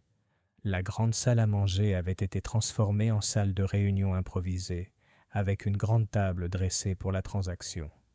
Carrington, vêtu d'un costume sombre qui s'accordait parfaitement avec son air autoritaire, se tenait près de la fenêtre, observant la pluie comme s'il attendait quelque chose. William Thompson, l'air mal à l'aise, se tenait près de la porte, son regard allant nerveusement de la fenêtre à la porte, comme s'il s'attendait à voir quelqu'un faire irruption à tout moment. Miss Marple et l'agent Martin entrèrent par une porte latérale, inaperçus des hommes, absorbés par leurs pensées. Ils attendaient le acheteur, le prétendu investisseur londonien qui allait conclure l'affaire. « J'espère que notre intrusion ne vous dérange pas, » dit doucement Miss Marple, sa voix tranchant le silence comme un couteau. Les hommes se retournèrent, surpris. Le visage de Carrington se crispa et il dissimula rapidement sa surprise sous un sourire entendu. « Mademoiselle Marple, je ne vous attendais pas. »« Moi non plus, monsieur Carrington, » répondit Miss Marple d'un ton calme presque décontracté. « Mais j'ai entendu parler de ce qui se passe ici, et je crois qu'il est temps de répondre à quelques questions. » Les yeux de William Thompson s'écarquillèrent, et il jeta un coup d'œil à Carrington, visiblement mal à l'aise. « Qu'est-ce que c'est ?» demanda Thompson. « Que faites-vous ici, Miss Marple ?»« Je suis ici pour la vérité, monsieur Thompson, » dit Miss Marple, son regard oscillant entre lui et Carrington, « et je pense qu'il est temps que nous l'admettions tous. » Carrington se redressa, se raidissant en réalisant que la situation lui échappait. « Je ne vois pas ce que vous insinuez, Miss Marple, mais je vous suggère de partir. C'est une affaire privée. »« Oh, c'est loin d'être privé, » dit mademoiselle Marple en s'avançant. « En fait, je crois que c'est une affaire d'intérêt public. Voyez-vous, monsieur Carrington, ce que vous cachiez est enfin révélé. Les transactions, les faux documents, la manipulation de l'héritage de Margaret, tout est là, noir sur blanc. » Elle sortit la lettre de Pemberton et la posa sur la table entre eux, les yeux fixés sur Carrington. « Voyez-vous, j'ai lu cette lettre et j'ai vu les preuves de vos transactions avec M. Thompson. C'est vous qui avez orchestré toute l'affaire. Vous avez convaincu M. Thompson de suivre vos plans et vous avez fait en sorte que la mort de Margaret efface vos traces. » L'expression de Carrington changea un instant, son air impassible se brisant. « Tu ne sais pas de quoi tu parles, » murmura-t-il, sa voix perdant un peu de son assurance. « Je crois que oui, » répondit doucement Miss Marple. « C'est vous qui avez fait signer le Nouveau Testament à Margaret pour sceller son destin. Elle était censée épouser quelqu'un de votre choix, quelqu'un qui assurerait l'avenir de la succession. Mais lorsqu'elle a refusé, lorsqu'elle a tenté de se libérer de votre emprise, vous l'avez perçue comme une menace que vous deviez éliminer. » William Thompson s'avança, la voix tendue. « Non, je n'ai pas voulu que tout cela arrive. Je voulais juste protéger la famille. Je n'ai jamais souhaité la mort de Margaret. » Le regard de Miss Marple s'adoucit un instant lorsqu'elle se tourna vers lui. « Vous étiez complice, Monsieur Thompson, mais il y a une autre chose à laquelle vous n'aviez pas pensé. Margaret n'était pas la seule à avoir eu une réunion secrète. Voyez-vous, Carrington prévoyait de vendre le terrain, mais il ne comptait pas vous dire toute la vérité. Il allait vous laisser sans rien. » À cet instant, la porte s'ouvrit et un homme entra, le prétendu acheteur. Mais ce n'était pas un acheteur. C'était Finn, le contact avec lequel l'agent Martin avait parlé, qui avait accepté de jouer le rôle de l'acheteur pour piéger Carrington. Il s'avança, saluant Miss Marple et Martin d'un signe de tête, et prit place à la table. « Monsieur Carrington, » dit Finn d'une voix doucereuse, « je crois que nous avons suffisamment négocié pour aujourd'hui. Discutons des détails de la vente. » Le visage de Carrington s'assombrit de fureur. Il s'avança vers la table, les poings serrés. « Tu ne peux pas faire ça !» cria-t-il, mais sa voix se brisa. « Tu ne t'en sortiras jamais !» Les yeux de Miss Marple restèrent fixés sur lui. « C'est déjà fait, Monsieur Carrington. La partie est terminée. Vous êtes pris à votre propre piège. Vos mensonges, vos machinations, tout s'arrête là. » Alors que l'agent Martin s'avançait pour procéder à l'arrestation, le visage de Carrington se tordit de rage et de défaite. La vérité avait enfin éclaté, et il n'y avait plus d'échappatoire pour lui. Miss Marple se tourna vers William Thompson, qui restait silencieux, les épaules affaissées de résignation. « Vous devrez assumer les conséquences de vos actes, Monsieur Thompson, mais je crois que vous avez peut-être l'occasion de reconstruire votre vie. Peut-être, avec le temps, trouverez-vous la rédemption. » William hocha la tête, le visage marqué par le regret. « Je ne le mérite pas, » dit-il doucement.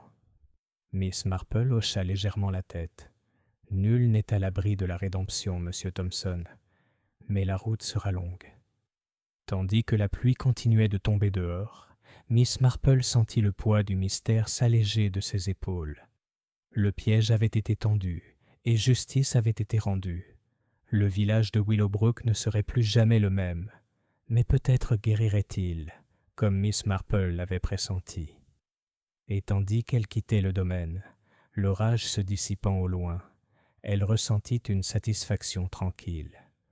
Une autre affaire résolue, une autre vérité révélée, et un autre méchant enfin traduit en justice.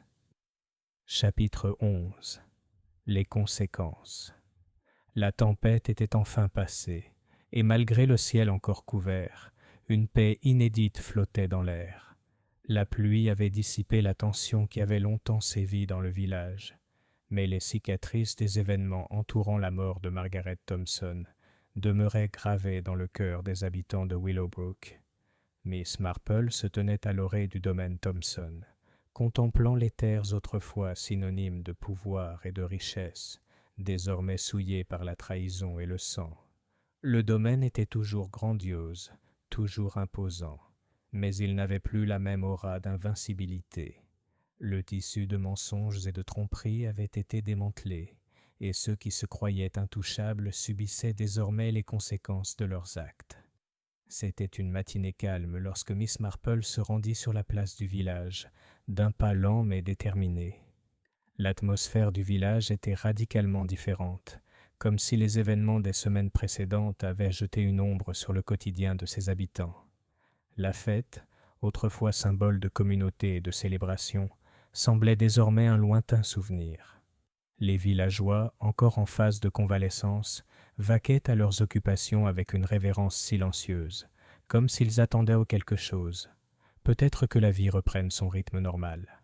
Miss Marple s'assit au petit café près de la place du village, où elle s'était souvent assise auparavant, à regarder le monde passer. La serveuse, une jeune femme nommée Elsie, lui adressa un sourire poli en déposant une tasse de thé devant elle. Miss Marple la remercia d'un signe de tête chaleureux, son esprit se reportant déjà à l'affaire qui la hantait depuis si longtemps.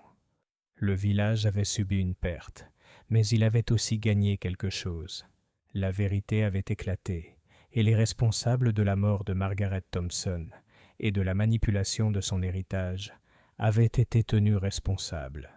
Carrington était en détention, sa manipulation du patrimoine de la famille Thompson étant désormais pleinement révélée. William Thompson, bien que confronté à des conséquences judiciaires, avait manifesté de sincères remords, et mademoiselle Marple était convaincue qu'il trouverait le moyen de reconstruire sa vie, même si le chemin serait long et semé d'embûches. Tandis qu'elle sirotait son thé, Miss Marple pensait aux villageois touchés par la tragédie. C'étaient eux qui avaient déporté le poids des secrets, ceux qui avaient vécu dans la peur de ce qui pourrait éclater au grand jour. Et même si la tempête était passée et que justice avait été rendue, Miss Marple savait que des répercussions subsistaient encore. Ses réflexions furent interrompues par l'arrivée de Madame Dalloway, la maîtresse de poste du village, qui se précipita vers la table de Miss Marple, le visage rouge d'excitation. « Mademoiselle Marple !» s'exclama Madame Dalloway en s'asseyant rapidement. « Vous n'allez pas croire les dernières nouvelles. Il semble qu'avec l'absence de Carrington, la cité Thompson soit en pleine restructuration. Il prévoit d'utiliser l'argent pour financer des projets communautaires. Un nouvel hôpital, peut-être même une nouvelle école. C'est tellement mieux que ce que nous craignions. » Miss Marple sourit doucement, les yeux pétillants d'une satisfaction discrète. « C'est une tournure très positive des événements, Madame Dalloway. Je suis ravi de l'entendre. » « En effet, » poursuivit Madame Dalloway, baissant la voix tandis qu'elle se penchait en avant. « Et j'ai aussi entendu dire que William Thompson envisage de se racheter, de prendre un nouveau départ. Il a pris contact avec l'Église, et il est question qu'il fasse don d'une grande partie de sa fortune restante à des œuvres caritatives. On dirait qu'il essaie de se racheter, même si je ne suis pas sûr que ce soit jamais suffisant. » Miss Marple hocha la tête pensivement. « La rédemption est un chemin semé d'embûches, Madame Dalloway, mais parfois c'est la seule voie possible. Je crois que William Thompson essaie sincèrement de se racheter, mais seul l'avenir nous dira s'il y parviendra vraiment. » Madame Dalloway soupira, visiblement soulagée. « J'imagine que nous avons tous des erreurs à réparer, n'est-ce pas ? » « C'est vrai, » acquiesça doucement Miss Marple, son regard errant par la fenêtre vers la place du village. « Mais certaines erreurs sont plus difficiles à réparer que d'autres. Et pourtant, tant que nous sommes prêts à en tirer des leçons, il y a toujours de l'espoir pour le changement. » La conversation s'orienta vers des sujets plus légers à mesure que la matinée avançait, mais les pensées de Miss Marple s'attardèrent sur les implications plus vastes de ce qui s'était passé. Le village guérirait, mais cela prendrait du temps. Les cicatrices de la trahison et de la manipulation étaient profondes, et même si la vérité avait été révélée, elle ne suffisait pas toujours à effacer la douleur causée. Plus tard dans l'après-midi, alors que Miss Marple traversait le village, elle remarqua un petit rassemblement près de l'église. La cloche venait de sonner, annonçant le début de la messe, et un groupe de villageois s'était rassemblé pour s'apporter leur soutien. C'était un rassemblement simple et humble, mais qui rappelait que, malgré l'obscurité qui avait obscurci Willowbrook, la générosité de la communauté était encore source de lumière. Miss Marple ralentit le pas en passant, son regard s'imprégnant de la scène. Une douce paix l'envahit, sachant que malgré toutes les difficultés rencontrées, le village survivrait. La vérité avait éclaté, justice avait été rendue, et désormais, il était temps de guérir. En rentrant chez elle, Miss Marple ne put s'empêcher de repenser à cette affaire. C'était l'une des plus complexes qu'elle ait jamais rencontrées, pleine de tromperies, de manipulations et de trahisons. Mais au final, ce sont les observations discrètes et subtiles, les petits détails négligés, qui avaient révélé la vérité. C'était un rappel du pouvoir de la patience et de l'importance de ne jamais sous-estimer la capacité humaine à faire le bien comme le mal. Miss Marple sourit intérieurement en franchissant le portail de son cottage. Le monde extérieur était peut-être obscur, mais elle avait toujours su qu'avec un peu de patience et un œil attentif, même les secrets les plus sombres pouvaient être dévoilés. Ainsi, tandis que le soleil se couchait sur Willowbrook, projetant de longues ombres sur le village, Miss Marple savait que l'affaire était enfin close. Mais un autre mystère l'attendrait toujours, et elle y serait prête, comme toujours, avec sa détermination tranquille et sa foi inébranlable dans le pouvoir de la vérité.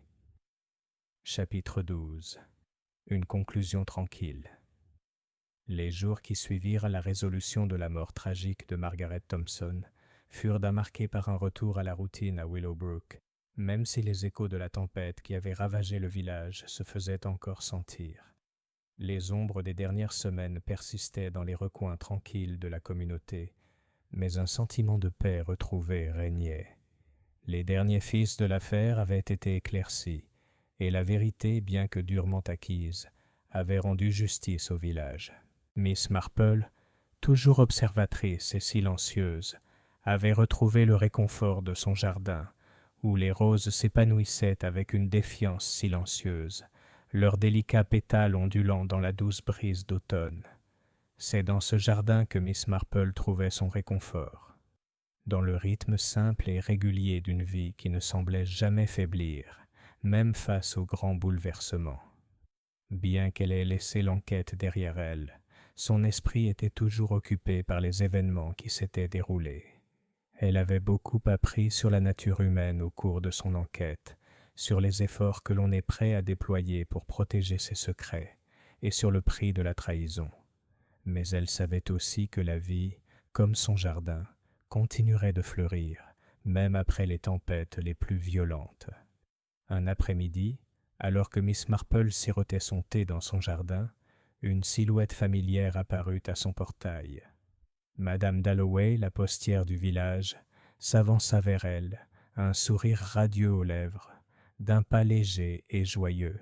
« Bonjour, Miss Marple », dit Madame Dalloway d'un ton chaleureux et enthousiaste. « Je suis venue vous apporter de bonnes nouvelles. » Miss Marple haussa un sourcil et posa sa tasse de thé. « Une bonne nouvelle, dites-vous. C'est rare par les temps qui courent. »« Oh, quelle merveilleuse nouvelle !» poursuivit Madame Dalloway les yeux pétillants. « Le village a décidé de vous honorer, Mademoiselle Marple. Ils ont accepté de créer un fonds commémoratif au nom de Margaret Thompson, pour la communauté, bien sûr. Ils ont déjà commencé à collecter des fonds, et il est question d'utiliser ce fonds pour une bibliothèque, un lieu où tous les enfants pourraient venir apprendre. N'est-ce pas merveilleux? Le cœur de Miss Marple s'adoucit à cette nouvelle. Une bibliothèque, dites-vous, c'est un hommage des plus mérités. Oui, tout à fait, dit Madame Dalloway avec un sourire fier, et il est question de lui donner votre nom. Un petit geste, bien sûr, pour tout ce que vous avez fait pour nous. Le village doit tant à votre perspicacité et à votre gentillesse.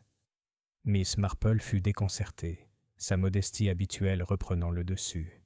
« Je suis sûre que les villageois ont bien assez de raisons de se remercier. Je ne suis qu'une observatrice, rien de plus. » Mais Madame Dalloway n'en voulait rien entendre. « Oh, Miss Marple, vous êtes bien plus qu'une simple observatrice.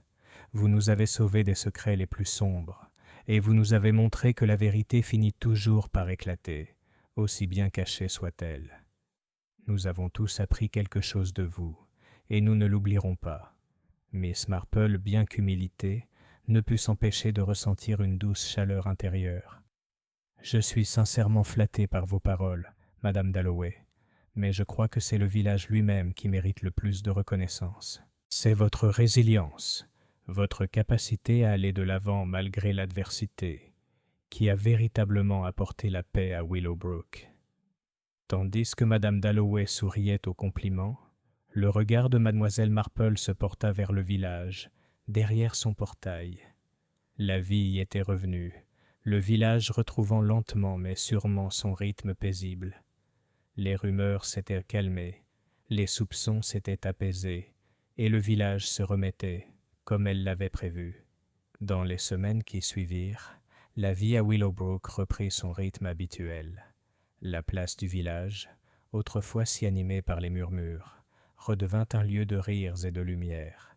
La nouvelle bibliothèque, financée par le fonds commémoratif au nom de Margaret Thompson, commença à prendre forme, et bientôt, les enfants de Willowbrook auraient un lieu où venir apprendre, un hommage mérité à une jeune femme qui n'avait jamais eu la chance de vivre la vie qu'elle méritait. William Thompson, bien que toujours confronté aux conséquences juridiques de son rôle dans le complot, avait commencé à reconstruire sa vie. Il avait fait don d'une part importante de sa fortune restante au village, comme promis, et avait exprimé son désir de se racheter de ses erreurs passées. Même si la route serait longue, Miss Marple était convaincue qu'avec le temps, il trouverait une certaine paix. Quant à Carrington, il avait été jugé et condamné pour ses crimes, sa manipulation de la famille Thompson et de leur fortune ayant été révélée au grand jour. Son sort était scellé, et Willowbrook devait recoller les morceaux de la confiance brisée qu'il avait laissés derrière lui. Bien que justice ait été rendue, les cicatrices de ses actes seraient bien plus longues à cicatriser. Miss Marple continuait sa paisible existence, s'occupant de son jardin, savourant son thé et surveillant d'un œil vigilant le village qu'elle avait appris à aimer. Elle savait que, comme les roses de son jardin, le village refleurirait, mais cela prendrait du temps. Et avec le temps, les souvenirs de la tempête passée s'estomperaient, ne laissant derrière eux que le rythme régulier et durable de la vie. Un soir, alors que le soleil se couchait derrière les collines, projetant une lueur dorée sur Willowbrook, Miss Marple était assise dans son jardin, ses pensées tournées vers l'avenir. Il y aurait d'autres mystères, d'autres questions à résoudre. Mais pour l'instant, elle était satisfaite. La tempête était passée et le village avait retrouvé la paix. Elle respira profondément l'air du soir, sentant la fraîcheur de la nuit qui approchait l'envahir. Elle sourit intérieurement, sachant que le monde, avec tous ses mystères et ses secrets, était exactement comme il devait être. Et pour le moment, cela suffisait. Épilogue. La vie à Willowbrook continuerait comme toujours. Le village continuerait de prospérer, et le souvenir de Margaret Thompson, bien qu'aigre doux, perdurerait dans le cœur de ceux qui l'avaient connue. La bibliothèque à son nom témoignerait de la résilience du village et du pouvoir de la vérité. Quant à Miss Marple, elle resterait toujours vigilante, son esprit vif toujours attentif aux injustices silencieuses qui se cachaient dans les recoins de la vie. Mais pour l'instant, elle était satisfaite, sachant qu'elle avait fait ce qu'elle était censée faire. Et ainsi, après avoir jeté un dernier regard sur le paisible village devant elle, Miss Marple se retourna et retourna dans le calme de son jardin, prête à affronter tout ce que l'avenir pourrait lui apporter. Chapitre 13. Le fil invisible. Les jours passèrent tranquillement à Willowbrook, et Miss Marple reprit ses habitudes. Le doux bourdonnement de la vie villageoise avait repris, et même si les ombres du passé persistaient encore dans certains recoins, le pire avait disparu. Pourtant, malgré ce calme, quelque chose en Miss Marple lui disait qu'il y avait encore quelque chose à découvrir, quelque chose qu'elle n'avait pas encore vu, un fil subtil qui tirait encore ses pensées. Bien que la vie au village ait repris son cours habituel, le mystère entourant la mort de Margaret Thompson continuait de la hanter. Les faits étaient clairs, les protagonistes identifiés et les résolutions prises. Mais le calme qui régnait en elle, le sentiment d'avoir manqué quelque chose d'important, la tenaillait. Peut-être était-ce le sentiment persistant que tous les secrets n'avaient pas été dévoilés, que tous les motifs n'avaient pas été dévoilés. Même dans ces moments de calme et de paix, Miss Marple ne parvenait pas à se défaire de l'idée qu'il restait une dernière question à résoudre. C'est par une fraîche matinée du début de l'hiver, alors qu'elle se dirigeait vers la place du village, que la réponse lui est venue, presque comme si elle attendait qu'elle la remarque. Elle passait devant le cimetière lorsqu'une silhouette familière surgit de derrière l'une des pierres tombales. Finn, l'homme qui avait aidé l'agent Martin dans leurs efforts pour traduire Carrington en justice. Finn avait toujours semblé à Miss Marple un personnage étrange, pas du coin, mais pas totalement inconnu. Il y avait quelque chose en lui qui ne lui avait jamais vraiment plu, bien qu'elle fût trop absorbée par l'enquête principale pour lui accorder une attention particulière à ce moment-là. « Mademoiselle Marple, lança-t-il d'une voix grave et agréable, je voulais vous parler. Il y a quelque chose que vous devriez savoir. » Miss Marple marqua une pause, ses sens s'aiguisant. « Quelque chose que je devrais savoir, monsieur Finn? Qu'est-ce que c'est ?» Finn regarda prudemment autour de lui, les yeux pétillants d'un léger malaise, avant de baisser la voix. « Il s'agit de Carrington. Vous pensiez peut-être que l'affaire était close, mais il y a plus à dire. Quelque chose qui a été caché à la police et aux villageois. » Les yeux de Miss Marple se plissèrent, son attention captivée. « Vas-y, » dit-elle doucement, l'incitant à poursuivre. Finn jeta un dernier coup d'œil par-dessus son épaule avant de reprendre la parole. Carrington ne manipulait pas seulement les Thompson pour de l'argent ou du contrôle. Non, il était impliqué dans quelque chose de bien plus dangereux. Je ne voulais pas en parler avant, mais je pense qu'il est temps que tu saches toute la vérité. Miss Marple resta silencieuse, l'esprit déjà brouillé. Carrington avait été impitoyable, certes, mais quoi de plus dangereux que ce qui avait déjà été révélé? Il ne cherchait pas seulement la succession ou l'héritage, poursuivit Finn à voix basse. Il était impliqué dans un réseau bien plus obscur, un réseau qui s'étendait bien au-delà de Willowbrook et qui impliquait des personnes puissantes qui avaient bien plus à perdre que de l'argent. Tout cela était lié à un complot plus vaste qui utilisait la famille Thompson comme un pion. Le pouls de Miss Marple s'accéléra. Quel genre de réseau? Qui d'autre est impliqué? Je n'ai pas tous les détails, dit Finn en secouant la tête. Mais j'en sais assez pour dire que la mort de Carrington n'était pas un simple accident, comme beaucoup le pensent. Il en savait trop, et certains ne voulaient pas qu'il parle. Les investisseurs avec qui il était en contact, ce n'étaient pas que des associés, ils étaient liés à quelque chose de bien plus sinistre. J'ignore jusqu'où cela va, mais je peux vous dire que la vérité va bien au-delà d'une simple arnaque successorale. Miss Marple l'observa attentivement. « Et pourquoi me dis-tu ça maintenant ?» Finn hésita un instant, son regard se déplaçant comme s'il évaluait le risque. « Parce que la mort de Carrington n'était pas la fin de tout. Il y a encore des gens qui essaient de brouiller les pistes, qui tentent encore de manipuler la fortune familiale, et ils ne s'arrêteront pas juste parce que Carrington est parti. » L'esprit de Miss Marple s'emballa. Elle savait depuis toujours que cette affaire comportait des ressorts plus profonds. Elle n'avait jamais vraiment eu l'impression d'une simple dispute d'héritage ou d'une lutte de pouvoir entre père et fille. Les multiples couches de tromperie, les motivations cachées, tout cela dépassait la simple cupidité d'une famille. « Merci de m'avoir dit ça, monsieur Finn, » dit Miss Marple d'une voix calme. « Je veillerai à ce que vos paroles soient entendues par les bonnes personnes. » Finn hocha la tête, le visage las mais déterminé. « Je pensais que vous comprendriez. Soyez prudente, Miss Marple.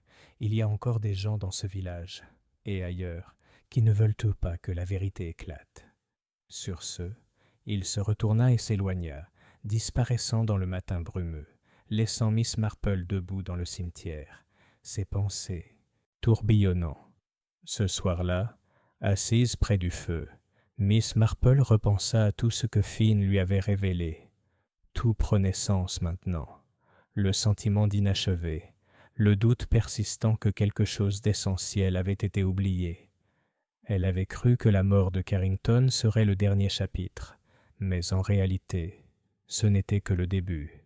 Les pièces du puzzle devenaient plus claires, et elle comprenait désormais que la tragédie de la famille Thompson n'était qu'un élément d'un tableau bien plus vaste.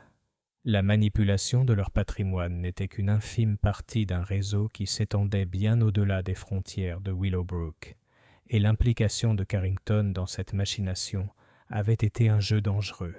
Maintenant qu'il était parti, ceux qui opéraient autrefois dans l'ombre ne reculeraient devant rien pour préserver leur secret. Miss Marple savait que cette affaire ne pouvait plus être laissée aux autorités locales. De puissantes forces étaient en jeu, des forces qui opéraient jusque-là au vu et au su de tous, dissimulées par le charme, la richesse et l'apparence guindée d'une société respectable.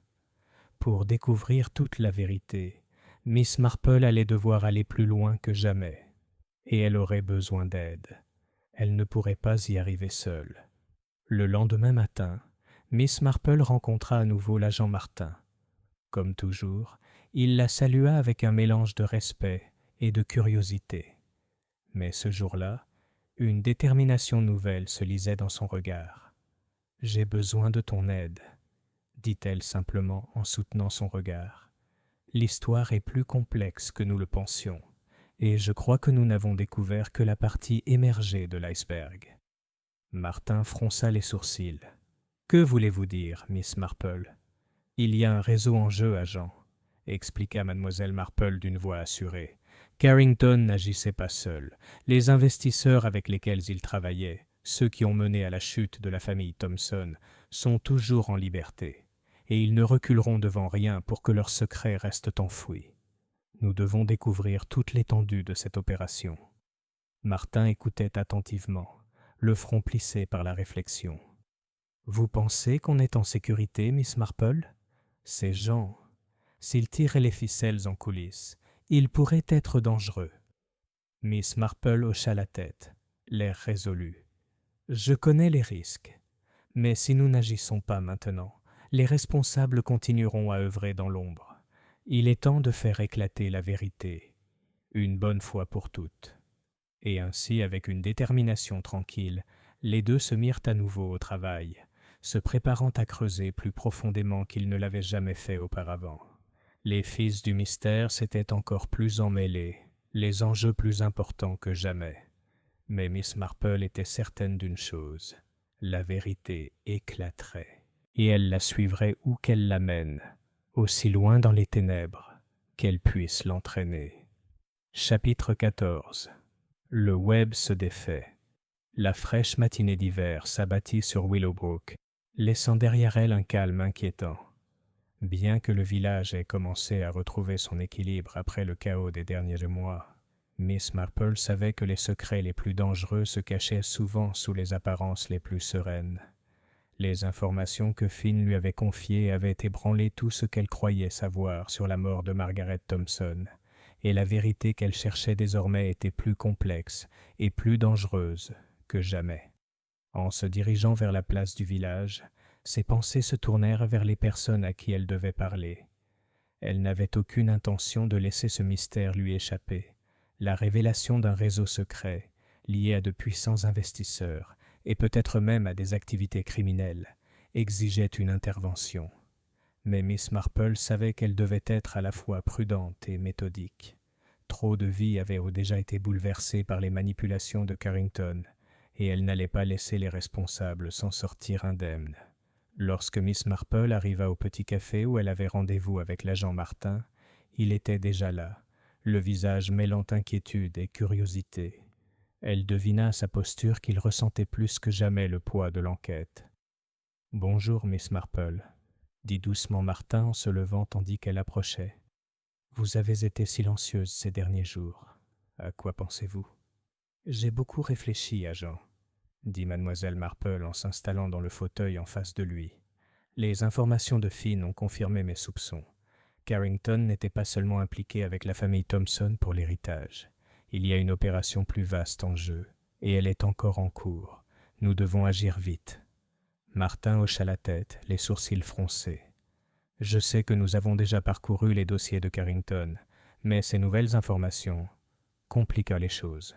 Qui sont exactement ces investisseurs, mademoiselle Marple, et que veulent-ils » Miss Marple plissa les yeux, le regard pensif. « Les investisseurs avec lesquels Carrington a travaillé sont bien plus que de simples hommes d'affaires. Ils ont participé à des transactions foncières d'envergure, souvent dans des régions où le développement et l'expansion étaient controversés. Je pense que leur objectif était de prendre le contrôle du domaine Thompson et des terres environnantes, mais pas uniquement par intérêt. Il y a autre chose en jeu. » Martin se pencha en avant, visiblement intrigué. « Tu crois que ce n'est pas qu'une question d'argent » ? « Exactement, » répondit Miss Marple à voix basse. « Il s'agit d'influence, de pouvoir et de contrôle d'un projet bien plus vaste. Les Thompson n'étaient qu'un moyen d'arriver à leur fin. La mort de Margaret n'était que la première étape d'un plan visant à étendre leur influence. » Le visage de Martin se durcit, empreint de détermination. « Si on ne les arrête pas maintenant, on ne sait jamais ce qu'ils feront ensuite. » Miss Marple hocha la tête. « Nous devons être prudents. Nous ne pouvons pas démasquer ce réseau d'un seul coup. Nous avons besoin de preuves, des indices reliant ces personnes à la mort de Margaret et à la manipulation de Carrington. » La conversation s'orienta vers la stratégie. Miss Marple savait qu'il leur faudrait infiltrer le réseau de l'intérieur, recueillir des preuves tout en évitant d'être repérés. Ils envisagèrent de s'entretenir avec quelques personnes clés susceptibles d'avoir été impliquées avec les investisseurs, notamment des hommes d'affaires locaux ayant collaboré étroitement avec Carrington. Mais le véritable défi résidait dans les étapes suivantes. Il leur fallait relier ces hommes d'affaires aux intentions cachées qui avaient causé tant de tort. Ce soir-là, Miss Marple était assise dans son bureau et examinait une liste de noms que Martin avait compilés à partir de la correspondance de Carrington. Elle avait étudié les noms des investisseurs présumés, dont certains étaient déjà connus dans certains milieux, mais d'autres restaient des figures obscures, leurs liens difficiles à retracer. Ses pensées furent interrompues par un léger coup frappé à sa porte. Elle leva les yeux et découvrit Madame Dalloway debout dans l'embrasure, le visage marqué par l'inquiétude. « Mademoiselle Marple, » dit Madame Dalloway d'une voix légèrement tremblante, « il se passe quelque chose d'étrange au village. J'ai entendu des rumeurs au sujet d'un des investisseurs que vous avez mentionné, un certain Henry Blackwell. On dit qu'il est venu en ville pour parler aux quelques entrepreneurs encore en activité qui n'ont pas encore été contraints de vendre leurs terres. » Le regard de Miss Marple s'éclaira. « Monsieur Blackwell ? Dites-m'en plus. »« C'est un homme d'affaires londonien, mais il va et vient discrètement, » expliqua Madame Dalloway. « Personne ne sait exactement pourquoi il est ici, mais il semble qu'il conclut des accords, en catimini, avec ceux qui détiennent encore des parts dans les terres entourant le domaine Thompson. » L'esprit de Miss Marple s'emballa. « Je vois. Il semble que M. Blackwell soit l'un des personnages principaux de cette opération. » Madame Dalloway semblait mal à l'aise. « J'en ai entendu d'autres, mademoiselle Marple. Certains disent même qu'il a été vu en train de parler avec M. Thompson en personne. Ils se sont rencontrés en privé. » À l'évocation de William Thompson, Miss Marple ressentit un soupçon de doute. La dernière fois qu'elle l'avait vu, il semblait sincèrement plein de remords, cherchant à reconstruire sa vie et à expier son rôle dans la tragédie. Mais cette nouvelle information jetait désormais une ombre sur ses intentions. « Merci, Madame Dalloway, » dit Mademoiselle Marple d'une voix assurée. « Vous m'avez donné un point très important à considérer. » Tandis que Madame Dalloway partait, Mademoiselle Marple s'adossa à sa chaise, réfléchissant aux implications de ce qu'elle venait d'apprendre.